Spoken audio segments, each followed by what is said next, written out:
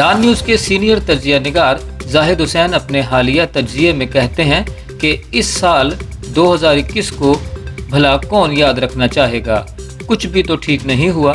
بے دست و پا حکومت بحرانوں کے تھپیڑے کھاتی رہی، اگرچہ حکومت بدتر معاشی حالات میں بڑی حد تک اپنا سیاسی میدان گنوانے کے باوجود خود کو باقی رکھنے میں کامیاب تو ہو گئی، لیکن نئے سال میں اس سے بھی زیادہ کڑا وقت سر پر آ سکتا ہے۔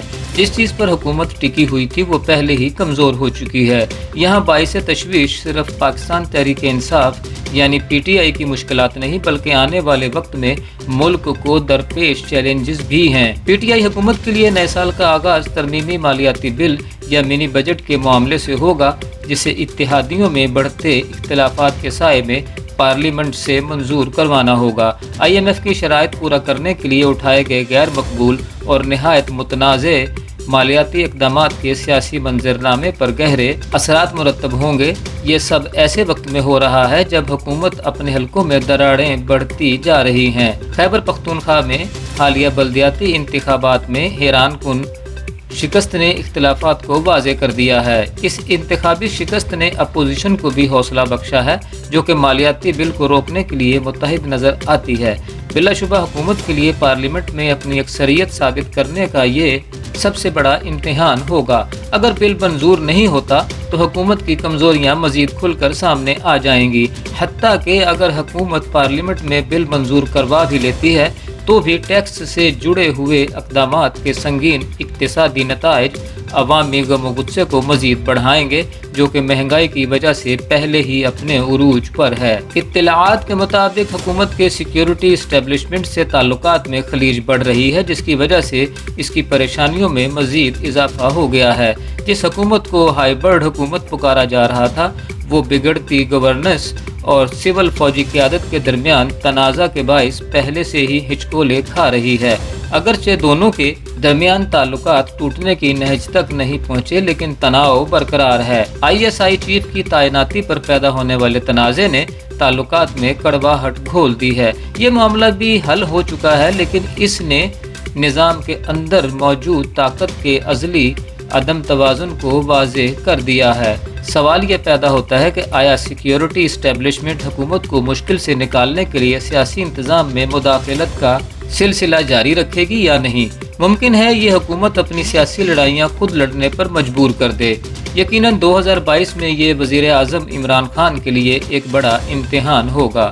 خیبر پختونخوا میں بلدیاتی انتخابات کا دوسرا اور پنجاب میں ان انتخابات کا اہم ترین مرحلہ بھی اگلے سال کی ابتدا میں شروع ہوگا۔ تاہم حکومت خود کو ایک سیاسی بھنور میں گھری ہوئی محسوس کر رہی ہے، جہاں اندرونی اختلافات کی وجہ سے P T I Khyber Pakhtunkhwa میں اپنی کارکردگی بہتر بنانے سے قاصر رہی، وہیں پنجاب کے انتخابات میں تو اس سے بھی زیادہ مایوس کن نتائج کی توقع کی جا سکتی ہے۔ یہ بات تو سب پر عیاں ہے کہ پی ٹی آئی اپنا زیادہ تر میدان ملک کے سب سے بڑے اور طاقتور ترین صوبے میں اپنی ناقص کارکردگی کے باعث اپنی ساکھ کھو چکی ہے، مگر وزیر اعظم کا اپنے چنے ہوئے وزیر اعلیٰ پر غیر متزلزل اعتماد قائم ہے۔ پارٹی کی نئی تنظیم سازی سے صورتحال میں تبدیلی کی زیادہ امید نہیں باندھی جا سکتی۔ مزید برآں بڑھتی ہوئی مہنگائی نے پارٹی کی گھٹتی مقبولیت کو مزید کم کیا ہے۔ عام انتخابات سے محض 18 ماہ قبل پنجاب میں ہونے والے بلدیاتی انتخابات سے پارٹی کے اعتماد کو مزید دھچکا پہنچ سکتا ہے۔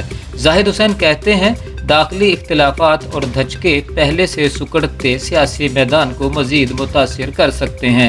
خیبر پختونخوا اور پنجاب میں بلدیاتی انتخابات کے نتائج آنے والے سال میں ملک کی سیاست کا نقشہ کھینچنے کے لیے کافی ہوں گے۔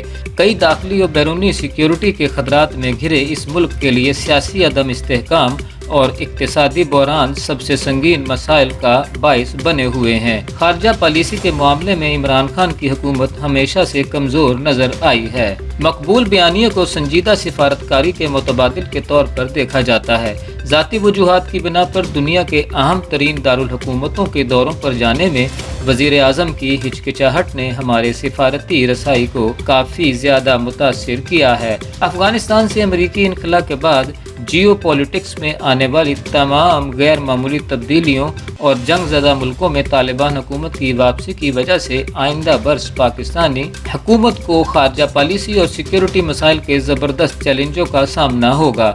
افغانستان پر منڈلاتے اقتصادی زوال کے خطرے اور اس کے نتیجے میں پیدا ہونے والے انسانی بحران کی بدترین صورتحال کے باعث پاکستان پر براہ راست اثرات مرتب ہوں گے۔ ہمارے لیے سب سے بڑی پریشانی کا باعث سیکیورٹی سے جڑے مسائل ہیں۔ سرحد پار افغان سرزمین پر موجود تحریک طالبان پاکستان یعنی کہ TTP کی پناہ گاہیں پاکستان کے لیے سیکیورٹی خطرات کا سبب بنی ہوئی ہیں۔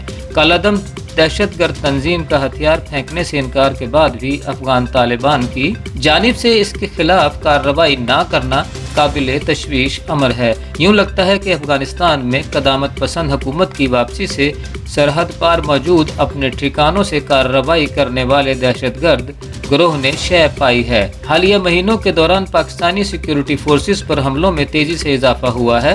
افغانستان میں غیر یقینی کی صورتحال کے باعث آنے والے برس میں صورتحال مزید بدتر ہو جائے گی، مگر یہ بات تو طے ہے کہ ملک کے لیے مذہب پر مبنی پرتشدد انتہا پسندی ہی سب سے بڑا چیلنج رہے گی۔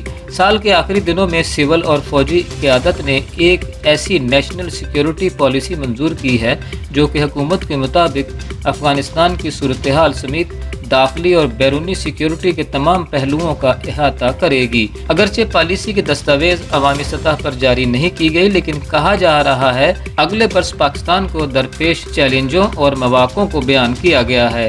حکومت کے بقول اس پالیسی کے تحت اقتصادی سیکیورٹی کو اولین پالیسی ترجیحات میں شامل کرنے کی کوشش کی گئی ہے۔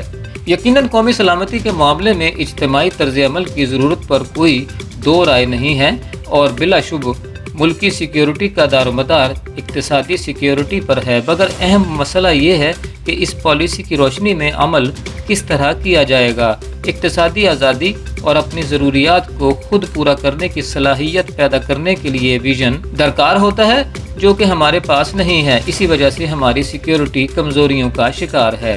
زاہد حسین تجزیہ کرتے ہوئے کہتے ہیں کہ جیسا کہ اوپر بھی بیان کیا گیا ہے کہ پرتشدد انتہا پسندی ہی داخلی سیکیورٹی کے لیے سب سے بڑا خطرہ بنی ہوئی ہے، مگر حکومت کی خوشامدانہ پالیسی نے انتہا پسندی کے پھیلاؤ میں مدد فراہم کی ہے۔ سب سے اہم بات یہ ہے کہ ملک کو ہماری سیکیورٹی یقینی بنانے کے لیے سیاسی استحکام مطلوب ہوگا۔